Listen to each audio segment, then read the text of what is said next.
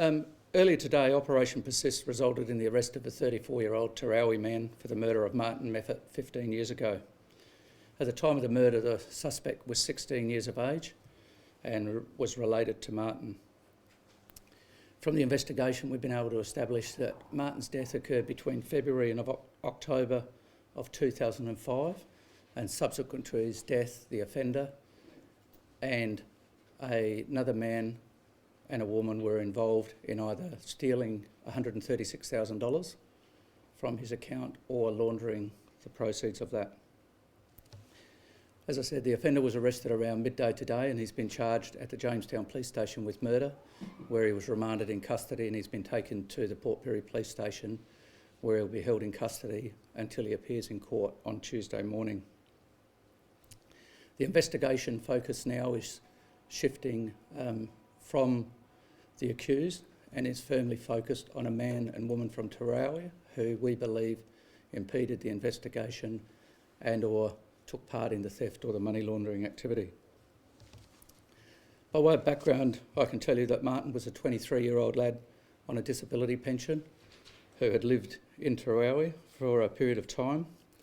The last independent sighting that we can prove was on the 8th of February in 2005 when Martin left the Royal Adelaide Hospital and caught a bus back to Terowie. But we do know that he did survive for possibly a period of weeks up to months in Terowie. His cousin was arrested in 2013 following the discovery of some of Martin's remains in a fireplace at his house, and he was charged with failing to notify the coroner of the death. Those charges were later withdrawn due to problems associated with the limitation of time to lay those charges. The cousin has always refused to provide any information to police or answer any questions whatsoever.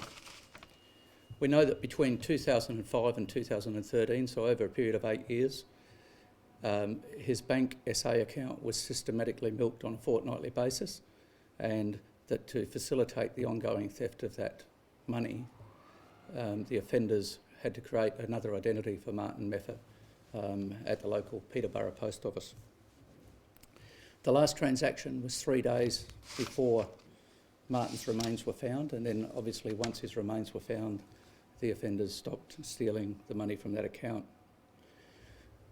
The original investigation remained unsolved and stalled for a period of time, and then in 2016, as part of Operation Persist, a review and subsequent investigation was launched, and that's resulted in the arrest today. As I say, the focus is now on finalising a comprehensive brief for the DPP in respect to the offender arrested today, and there will be a firm focus on the female and the other male from Terowie. In a minute I'll show you some images of the second male using the ATM and wearing a fairly distinctive coat. We believe that person regularly wore that coat in Terowie, Jamestown and Peterborough, and that locals would have seen him using it. We would ask anybody who knows the person who is wearing that coat and has seen him wearing it on other occasions to contact us. Importantly, we want to recover all of Martin's remains. That's very, very important for the family. And we ask for people with information that might assist in that process to come forward and contact us. There still is a $200,000 award to people who provide information about this murder that assists in achieving a conviction, but importantly, that applies to recovery of Martin's remains.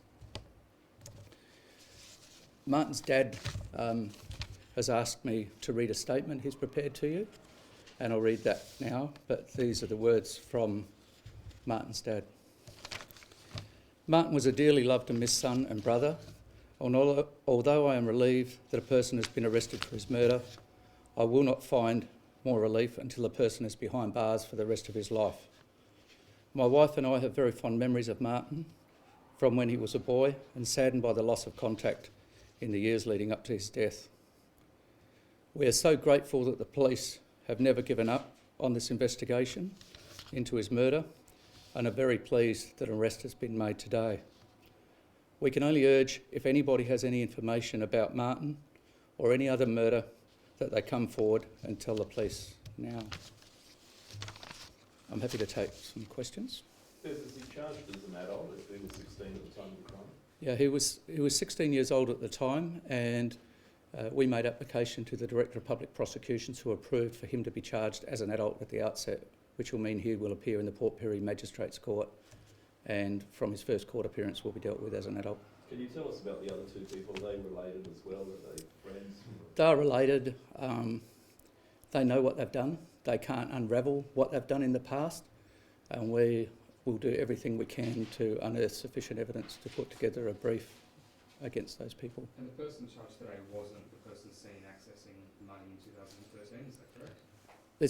The vision that has been released previously shows two people accessing money. We will allege that one of the people accessing the money was the person who was arrested today, and the video I'll show you shortly is the second person who we're trying to build a brief of evidence against at the moment. And the person charged today is the same person who was charged in 2013 over not reporting a debt? That's right. Have you got any clues as to where the rest of his remains could be?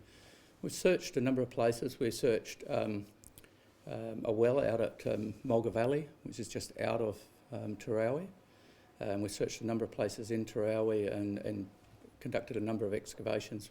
We believe that after Martin's murder he was buried and was shifted at least once, possibly two times. So it is possible that Martin's remains are at either one of those burial sites. So, as I say, it's critically important for us to try to find all of Martin's remains so that we can return them to the family. Is there any one thing that gave you a breakthrough? And could you characterise that? And obviously you can't go into... The simple reality is we've got an awesome team of detectives and forensic people who help us. It's having an independent review. It's some of the people who may not have cooperated in the past, who give a differing version later. Sometimes the passage of time helps. Realistically,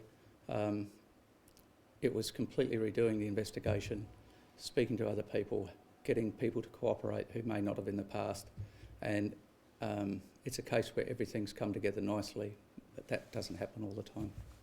Obviously, Terowie is a small place and there were a lot of officers up there recently with the strawberry incident. Was there any link between that investigation and then this? No. Police were up there about a year ago, putting up posters around the town. Yeah, previously we put up posters and it's a very small community, so it's pretty easy to get your message out. A lot of people knew who was responsible for this crime, but you need people to put up their hand and do the right thing and give evidence. That didn't happen in the earlier investigation. You've had a series of successes this year with Phil Harrison and those related cases, and then Colleen Adams a few days ago, and now this. Is there any common thread between that, or is it a series of fortunate coincidences? No, it's Operation Persist started quite a while ago, and you'll recall that over a period of years we've implemented a number of strategies, and it's fair to say that all those strategies are meshing together, and no one strategy on its own is responsible for solving everything, but everything is meshing together nicely, and we've done a number of reviews. Some have brought about success and some haven't, so we need to be careful not to build expectations. While we've had a couple of good results, the reality is for all of our cold cases, they're very, very difficult investigations. If they were easy, they would have been solved before, and now with the passage of time, they're much, much harder. So we need to guard against developing unreal expectations, but people can be assured that we will do our best. What kind of message would you hope that sends to people out there who've committed crimes, and perhaps there's a cold case investigation underway, with these recent successes? Well, certainly to the people who know things, I would encourage them to come forward, certainly in this case and in the Colleen Adams investigation, which was 45 years old. We received fresh information from people who hadn't provided it in the past. My message to those people would be, in other cases, if you know something and you haven't said something, come forward and do the right thing now, because the families are grieving still. and they want answers, and you may be able to help solve a crime. There's quite a difference between, obviously, he was only 16 and Martin was 23 at the time. Beg your pardon?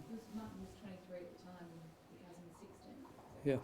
So it's quite an age difference. Do you believe there must have been someone else involved? No, we believe that was only the one offender. And how did the other two become involved then? So presumably the motive was the money initially, getting the... Well, we have to be careful with the motive, because there could be a number of reasons for it, and it is possible that there was another motive, and that the money was realistically opportunity following the death, that he's got a pension, we can have it now. So I wouldn't speculate on the firm motive, other than to say there is a couple of possible motives, and certainly the money will feature in what's happened after the death. Actually,